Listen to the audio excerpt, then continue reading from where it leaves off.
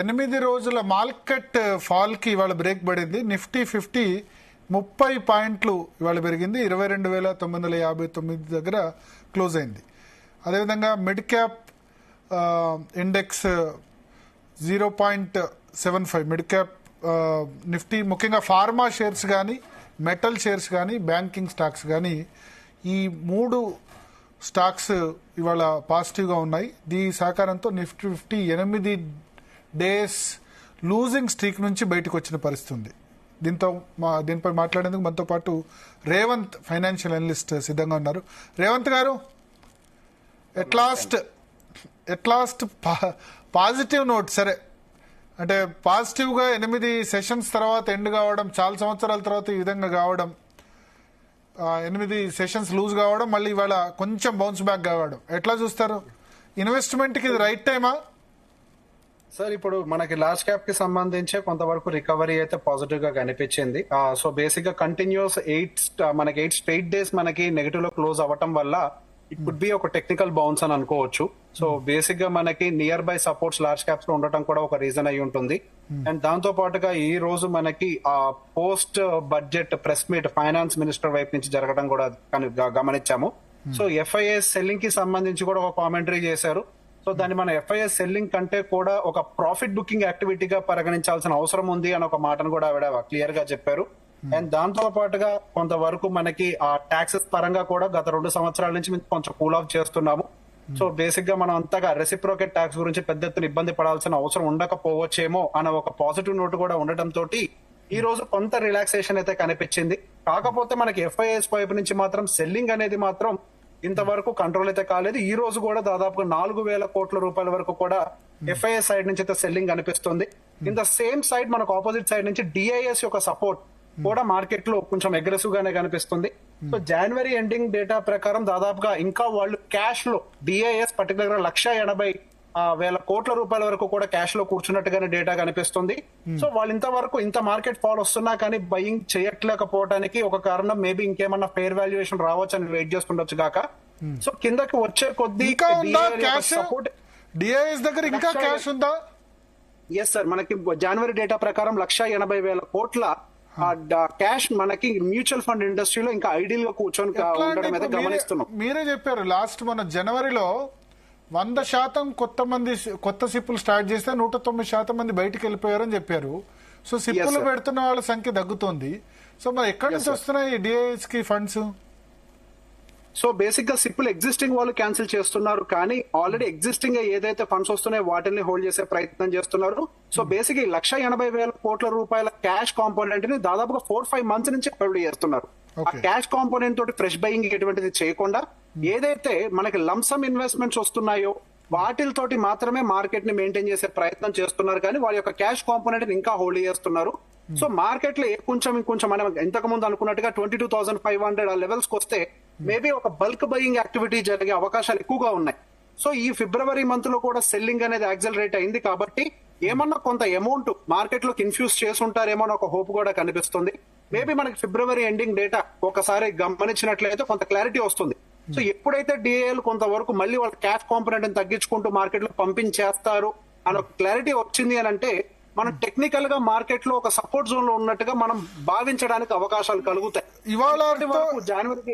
ఇవాళతో కొంచెం mid cap small cap సంబంధించిన వాళ్ళు ఇవాళ ఊపిరి పీల్చుకున్నట్టు అనుకోవచ్చా? ప్రతిరోజు వాళ్ళ పోర్ట్ఫోలియో మొత్తం ఖాళీ అవుతూనే ఉంది. ఇవాళ కొంచెం పర్లేదు అనుకుంటారా? సో బేసిక్ గా దీన్ని మన రికవరీ కింద పరిగణించడానికి ఇంకా లూజ్ కాలేదు. ప్రతి రోజుకి వాళ్ళ పరిస్థితి దారుణంగా ఉంది కదా. అట్లా ఒక తుఫాన్ వచ్చిన తర్వాత కొంతసేపటి వరకు వాతావరణం ఎట్లయితే ప్రశాంతంగా కనిపిస్తుందో ఈ రోజు మార్కెట్ పరిస్థితి అలాగానే ఉంది, కానీ దాన్ని రికవరీ కింద పరిగణించే పరిస్థితులు అయితే లేవు. ఇంకా మిడ్ అండ్ స్మాల్ క్యాప్ లో అయితే మనం సేమ్ స్టాండ్ మెయింటైన్ చేస్తున్నాం, ఓవర్ వాల్యూడ్. ఇంకా మిడ్ అండ్ స్మాల్ క్యాప్ కేటగిరీలో మనకి రివైవల్ రాకపోవచ్చు, బట్ లార్జ్ క్యాప్ కేటగిరీలో రివైవల్ రావడానికి స్కోప్ ఉంది. సో మనం ఇప్పుడు గమనించినట్లయితే వాళ్ళ రివైవల్ వచ్చినా గానీ ఫార్మాసిటికల్ లాంటి వాటిల్లో ఎక్కువ రికవరీస్ కనిపిస్తున్నాయి. సో ఈ రోజు కూడా కంప్లీట్ గా సెక్టార్ గేమే మార్కెట్ ఎక్కువగా ప్లే చేసింది. మార్కెట్స్ కిందకు వచ్చేటప్పుడు మనకి గత 8 రోజుల నుంచి ఎఫ్ఎంసీజీ గానీ ఐటీ గానీ కొంత స్టేబుల్ గా ఉండే ప్రయత్నం చేసింది, కానీ ఈ రోజు మార్కెట్ పైకి వెళ్లేటప్పుడు అవి వీక్ అయి ఇంతకు ముందు ఫార్మాసిటికల్ లాంటివి ఏవైతే వీక్ అయ్యాయో వాటిలో పంపినయ్యా మార్కెట్ లోకి డబ్బులు. సో సెక్టార్ సైకిల్ అయితే ఇప్పుడు ఆట ప్రారంభించినట్టుగా అర్థమవుతోంది. సో సెక్టార్ ప్రాసెస్ లో మార్కెట్ లో లార్జ్ క్యాప్ లో స్టెబిలిటీని మెయింటైన్ చేసే ప్రాసెస్ లో మార్కెట్ కనిపిస్తుంది. గోయింగ్ ఫర్దర్ మనకి లార్జ్ క్యాప్ ని ఎక్కువగా హోల్డ్ చేస్తారు. లార్జ్ క్యాప్ లో డిప్ రాకపోవచ్చు ఇంతకు ముందు అనుకున్నట్టుగానే. మిడ్ అండ్ స్మాల్ క్యాప్ ఈ స్టిల్ ఓవర్ వాల్యూడ్ గానే పరిగణించాలి. ఇవాళ వచ్చిన దాంతో మనం ఎటువంటి కాల్ తీసుకోలేము. ఇంకా లంసమ్ ఇన్వెస్ట్మెంట్స్ కి mid and small cap is not లీ fair value. Large cap is really good. Okay, Nifty 50 ఎక్కడి దాకా వస్తే ఇప్పుడు ఇవాళ అయితే ఒక దశలో 22,750 725 కూడా టచ్ అయింది కదా లో. 725 టచ్ అయ్యి మళ్ళీ లో నుంచి మళ్ళీ పైకి వచ్చింది. మొదలు హై నుంచి డౌన్ అయింది, మళ్ళీ లో నుంచి సెకండ్ హాఫ్ లో పికప్ అయిపోయింది కదా. సో ఎక్కడి దాకా నిఫ్టీ 50 వస్తే మళ్ళీ మార్కెట్ స్టెబిలైజ్ అయినట్టు? ఇప్పుడు 22,959 ఉంది కదా, మళ్ళీ 23,500 ప్లస్ అవుతున్నా లేకపోతే 24,000 ఎక్కడి వరకు వస్తే మార్కెట్ స్టెబిలైజ్ అయినట్టు? సో ఒక్కసారి మనం దీన్ని టెక్నికల్ గా గమనిస్తే 23,800 దగ్గర రీసెంట్ గా పీక్ ఫామ్ చేసి అక్కడి నుంచి మనకి సెల్లింగ్ స్ట్రీక్ అనేది యాక్సలరేట్ అయింది. దాదాపుగా మళ్ళీ మనకి అది 22,800 వరకు కూడా వచ్చింది.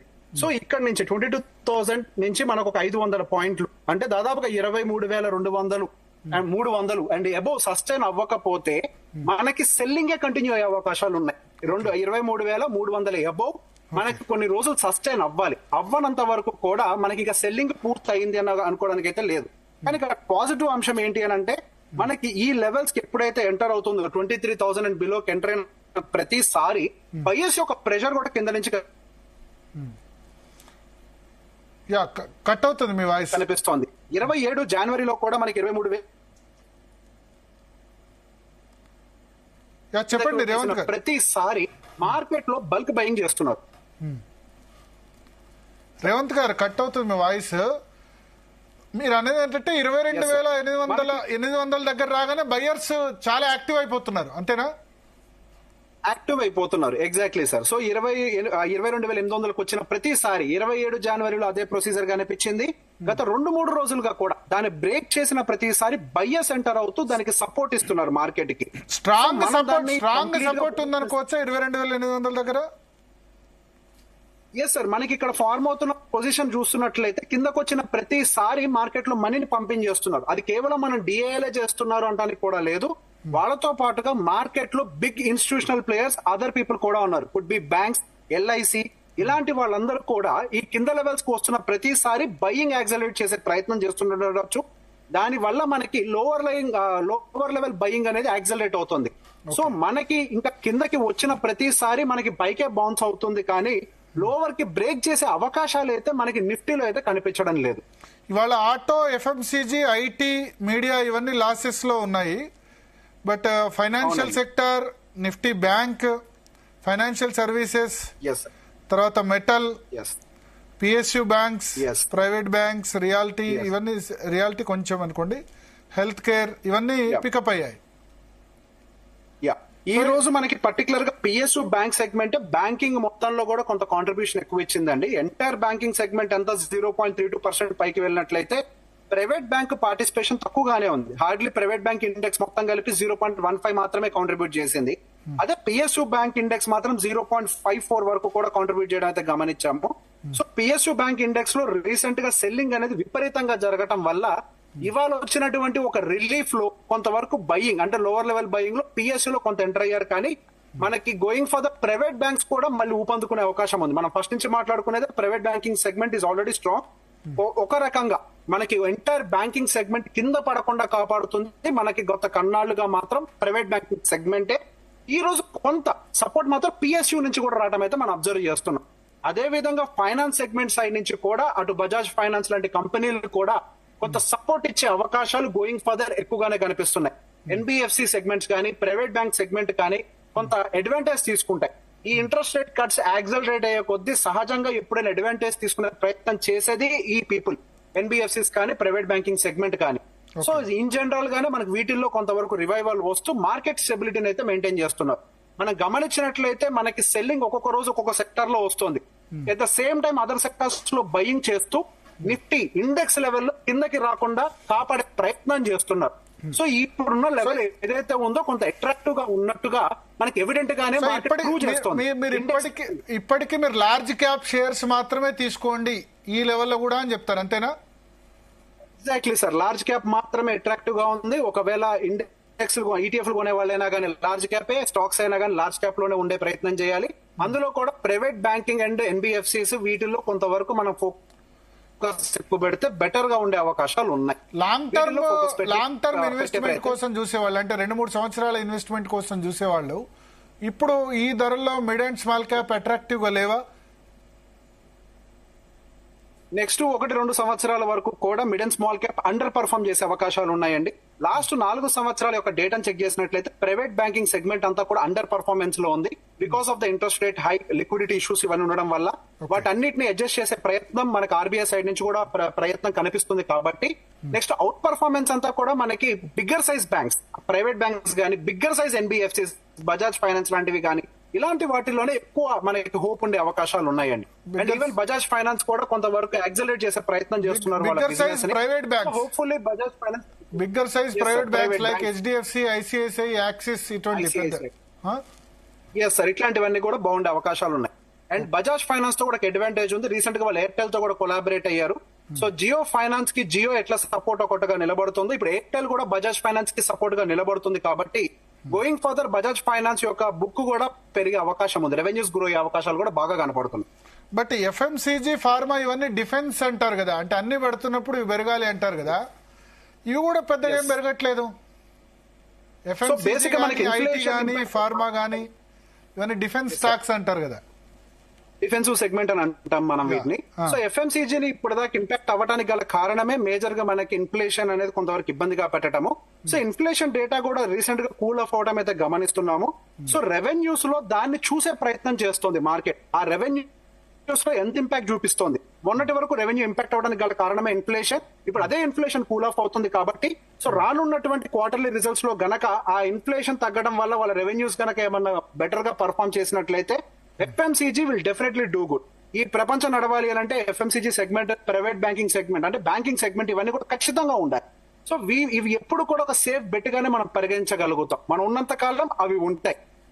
Okay okay. సో ఈ నెక్స్ట్ 3-4 డేస్ కి ట్రేడింగ్ చేసే వాళ్ళకి ఏం చెప్తారు? ఈ వీక్ కి ట్రేడింగ్ చేసే వాళ్ళకి, చేయాలనుకున్న వాళ్ళు, ఇన్వెస్ట్ చేయాలనుకున్న వాళ్ళకి? శుక్రవారం మాట్లాడుకున్నట్టుగానే మార్కెట్ లో ఎటువంటి న్యూస్ కూడా మనకి ఫ్లో లేకపోవడం వల్ల మార్కెట్ కన్సాలిడేట్ అయ్యే ప్రయత్నం చేస్తుంటుందండి. సో ఈ రోజు యుఎస్ మార్కెట్స్ కూడా క్లోజ్ ఉండటం వల్ల మనకి రేపు కూడా ఒక రేంజ్ బౌండ్ మూసే ఉండడానికి అవకాశం ఉంది, కానీ ఎటువంటి డైరెక్షన్స్ తీసుకోకపోవచ్చు. మేబీ కొంత పైకి వెళ్ళినప్పుడు సెల్లర్స్ యాక్టివేట్ అవ్వడం, కిందకు వచ్చినప్పుడు బయర్స్ యాక్టివేట్ అవ్వడం. This is called consolidation again. So next 1 week పాటు మాత్రం డెఫినెట్ గా మనకు కన్సాలిడేషన్ ఉండే అవకాశాలు కనపడుతున్నాయి. డైరెక్షన్స్ అయితే అవకాశాలు లేవు. ఇన్వెస్టర్ పాయింట్ ఆఫ్ వ్యూ లో మాత్రం కొంచెం అక్యుములేట్ చేయడానికి అయితే మంచి జోన్ లో నిఫ్టీ ఉంది. Mid and small cap segment లో ఎస్ఐపీ కంటిన్యూ చేయాలి, కానీ lump sums is not a good option. మనం దాని లంసమ్స్ అవాయిడ్ చేయడం మంచిది. అంటే ఇంకా ఫాల్ ఉండే అవకాశం ఉంది, 22,000 కూడా వచ్చే అవకాశం ఉంది నిఫ్టీ అంటున్నారు. అక్కడ దాకా వచ్చేంత వరకు వెయిట్ చేయాలి ఎవరైనా లంసం ఉన్నవాళ్ళు, లేకపోతే కొంత ఇంకా ఇప్పుడు చాలా మందికి నాకు తెలిసి అయితే లిక్విడిటీ ప్రాబ్లం ఉంది. బాటం అయిపోయిందనే చాలా మంది అనుకుని చాలా సార్లు పెట్టేశారు, ఈ పాటికి ఉన్నదంతా పెట్టేశారు. సో వాళ్ళు ఇంకా కొద్ది గొప్ప ఉన్నవాళ్ళు 22,500 వరకు నిఫ్టీ రావచ్చు, అప్పుడు పెడదాం అనుకునే వాళ్ళు అక్కడ దాకా రావచ్చా? అవకాశం, ఛాన్స్ ఉందా? తక్కువ అవకాశం. 22,500 వరకు రావడానికి అయితే ఛాన్సెస్ చాలా ఎక్కువ ఉన్నాయి, కానీ అది హార్డ్లీ ఒక 1% డిఫరెన్స్ లోనే ఉంది. సో ఈ 1% రిస్క్ మనం తీసుకోగలిగితే ఇప్పుడు ఉన్నటువంటి జోన్ అయితే డెఫినెట్ గా మంచి జోన్. సో మార్కెట్ లో ఏ ఒక్క న్యూస్ కొంచెం పాజిటివ్ గా ట్రిగ్గర్ అయినా మళ్ళీ 22,500 టచ్ కాకుండానే పైకి కూడా వెళ్ళిపోవచ్చు. ఇప్పటి వరకు 22,800 వరకు వచ్చింది, కాబట్టి హార్డ్లీ ఒక 1% డిఫరెన్స్ లోనే ఉంది. కాబట్టి ఈ 1% రిస్క్ మనం తీసుకోగలిగితే మాత్రం డెఫినెట్ గా మనకి నిఫ్టీ 50 లాంటి వాటిల్లో మంచి ఇన్వెస్ట్మెంట్ ఆపర్చునిటీ అయితే కనిపిస్తుంది. సో మనకి ఇక్కడ నుంచి బయస్ యాక్టివేషన్ అయితే ఎక్కువగానే ఉంది. సో ఫార్మాసిటికల్ కి సంబంధించి కూడా కొంచెం టారిఫ్ కి సంబంధించి హవెవర్ మనకి హోమ్ మినిస్టర్ సైడ్ నుంచి కూడా ఈ రోజు ఫైనాన్స్ మినిస్టర్ సైడ్ నుంచి కూడా ఈ రోజు కొంత పాజిటివ్ న్యూస్ వినపడుతోంది. టారిఫ్స్ రిలేటెడ్ కొంత రిలాక్సేషన్ చేసే ప్రయత్నం మరింతగా చేస్తామని కూడా మేము ఈ గ్లోబల్ ట్రేడ్ పర్స్పెక్టివ్ లో కొంత ఫ్రెండ్లీగానే మెయింటైన్ చేసే ప్రయత్నం చేస్తామని కూడా చెప్తున్నారు. కాబట్టి యుఎస్ సైడ్ నుంచి కూడా రెసిప్రోకేట్ మనకి ట్యాక్స్ ఇబ్బంది ఎక్కువగా ఉండకపోవచ్చు అని ఒక కొత్త హోప్ క్రియేట్ అయింది మార్కెట్ లో. దాని యొక్క రిజల్ట్ ఈ రోజు ఫార్మాసిటికల్ కూడా భయం కనిపిస్తోంది. సో మార్కెట్ ని స్టెబిలైజ్ చేసే ప్రయత్నం అటు ప్రభుత్వం వైపు నుంచి కూడా, గత కొన్ని రోజులుగా మనకి గవర్నమెంట్ అఫీషియల్ సైడ్ నుంచి కూడా మార్కెట్ కాల్ కి సంబంధించి ఎటువంటి కామెంటరీ వినపడలేదు. ఈ రోజు ఫైనాన్స్ మినిస్టర్ గారే స్వయంగా వచ్చి ఎఫ్ఐఎస్ చేసేది కేవలం ప్రాఫిట్ బుకింగ్ మాత్రమే. సో టారిఫ్ రిలేటెడ్ టెన్షన్స్ మనం పెట్టుకోవాల్సిన అవసరం లేదు అని కొంత భరోసా కూడా ఇచ్చే ప్రయత్నం చేస్తున్నారు. కాబట్టి గోయింగ్ ఫర్దర్ మనకి ఇంకా కొంత కొత్త హోప్ ఇందులో క్రియేట్ అవకాశం ఉంది. అంటే పర్టికులర్ గా మనకి డిఐఏలు, అటు మ్యూచువల్ ఫండ్ ఇండస్ట్రీ అవ్వచ్చు, బ్యాంకింగ్ సెగ్మెంట్ అయి ఉండొచ్చు, లేకపోతే ఎల్ఐసి లాంటి పెద్ద కంపెనీలు అయి ఉండొచ్చు. ఇటువంటి ఇన్స్టిట్యూషన్స్ అన్ని కూడా మనకు మార్కెట్ లో రివైవ్ ఇచ్చే అవకాశాలు ఉంటాయి. సో ఎల్ఐసి లాంటి కంపెనీ కనుక ఒక్కసారి మార్కెట్ బాటమ్ అవుట్ అయింది కనుక నమ్మింది అని అంటే అదే last formation of the bottom జరిగే అవకాశాలు ఉంటాయి. గతంలో కూడా ఎన్నో సార్లు మార్కెట్ లో బాటమ్ అవుట్ అయ్యే సమయాల్లో ఎల్ఐసి ఎంటర్ అయిన తర్వాత మార్కెట్స్ బాటమ్ అవుట్ అయ్యాయి. సో ఎల్ఐసిస్ ని కొంతవరకు ఇంటర్ఫియర్ చేసే ప్రయత్నం కూడా కొంతవరకు మన గవర్నమెంట్ తీసుకునే అవకాశాలు ఉన్నాయి. మార్కెట్ లో పర్టికులర్ గా అది కూడా ప్రపంచవ్యాప్తంగా అన్ని మార్కెట్లు అప్ సైడ్ వెళ్తుండగా కేవలం ఇండియన్ మార్కెట్ డౌన్ సైడ్ రావటం అనేది కొంతవరకు ఒక పానిక్ సిచ్యువేషన్. కేవలం ఇండియాలో మాత్రమే మనకి సెల్లింగ్ అనేది జరుగుతుంది. మనం గమనించినట్లయితే even European markets almost 1.5 decade నుంచి ఎటువంటి రిటర్న్స్ ఇవ్వకుండా రీసెంట్ గానే బ్రేక్అవుట్ జరిగి మనకి యూకే మార్కెట్ కూడా హయ్యర్ సైడ్ వెళ్ళడం గమనించాం. గత కొన్నాళ్ళుగా యూకే మార్కెట్ లో కూడా ఎటువంటి రిటర్న్స్ లేవు. సో ప్రపంచ వ్యాప్తంగా మార్కెట్స్ అన్ని పైకి వెళ్తున్నాయి. దానికి రివర్స్ ఇండియన్ మార్కెట్ కిందకి రావడం అనేది కొంచెం ప్రాబ్లమాటిక్ గానే ప్రభుత్వం కూడా పరిగణిస్తూ గోయింగ్ ఫర్దర్ ఇండియన్ మార్కెట్స్ లో రివైవల్ తీసుకునే ప్రయత్నం అయితే వాళ్ళు కూడా చేస్తున్నారు. కాబట్టి వాళ్ళ యూరోపియన్ మార్కెట్స్ లాగా, చైనీస్ మార్కెట్ లాగా, జపనీస్ మార్కెట్ లాగా 10 సంవత్సరాల పాటు రిటర్న్ ఇవ్వకుండా నెగటివ్ రిటర్న్ ఇచ్చే పరిస్థితి, అట్లాంటి పరిస్థితి వస్తుందా ఇండియన్ స్టాక్ మార్కెట్ కి? ఇండియన్ స్టాక్ మార్కెట్ వాటిల్లాగా ఇంకా మెచ్యూర్ అయిందని అయితే మనం అనుకోవడానికి అయితే లేదండి. ఇండియన్ మార్కెట్స్ ఇంకా గ్రో అవ్వడానికి చాలా ప్రాబబిలిటీ ఉంది.